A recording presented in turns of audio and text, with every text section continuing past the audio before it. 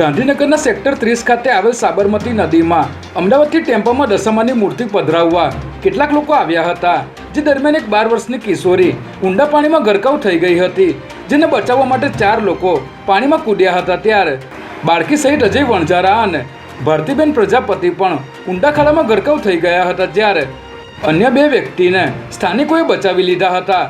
બનાવની જાણ થતાં ફાયર બ્રિગેડની ટીમે સાબરમતી નદીમાં સર્ચ ઓપરેશન હાથ ધરી ત્રણેયના મૃતદેહોને બહાર કાઢ્યા હતા।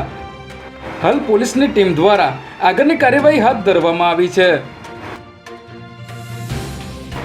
અમદાવાદ શહેરમાં દારૂ વેચવા માટે બુટલેગરો અવનવી મોડસ ઓપરેન્ડી અજમાવતા હોય છે, ત્યારે શહેરના પોસ્ટ ગણાતા બોડકદેવ વિસ્તારમાં નાના બાળકો પાસે દારૂની ડિલિવરી કરાવવાનું રેકેટ પોલીસે ઝડપી પાડ્યું છે, જેમાં બોડકદેવ પોલીસ પેટ્રોલિંગમાં હતી ત્યારે નર્મદા આવાસ પાસે એક નાનો બાળક 2 વ્હીલર લઈને પસાર થઈ રહ્યો હતો, જેને પોલીસે અટકાવીને ચેક કરતા તેની પાસેથી દારૂની બોટલો મળી આવી હતી, જે બાદ પોલીસ પૂછપરછમાં નાના બાળકનો ઉપયોગ કરીને દારૂની ડિલિવરી આપવાનું રેકેટ પોલીસ સામે આવ્યું હતું। ત્યારે સમગ્ર મામલે પોલીસે દારૂ આપનાર બુટલેગરની શોધખોળ હાથ ધરી છે।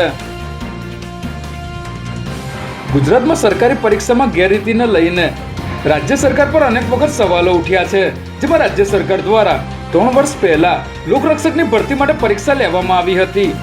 તે સમયે 2 ઉમેદવાર પાસેથી મોબાઈલ ફોન તેમજ સાહિત્ય મળી આવ્યું હતું, જ્યારે અન્ય 3 ઉમેદવારોએ કોલ લેટરમાં ચેડા કર્યા હતા। ત્યારે હવે રાજ્ય સરકાર દ્વારા આ ગેરરીતિ મામલે કડક અને દાખલારૂપ કાર્યવાહી કરવામાં આવી છે, જેમાં કુલ 37 ઉમેદવારોને 3 વર્ષ માટે સરકારી ભરતીઓમાં ગેરલાયક ઠેરવવામાં આવ્યા છે।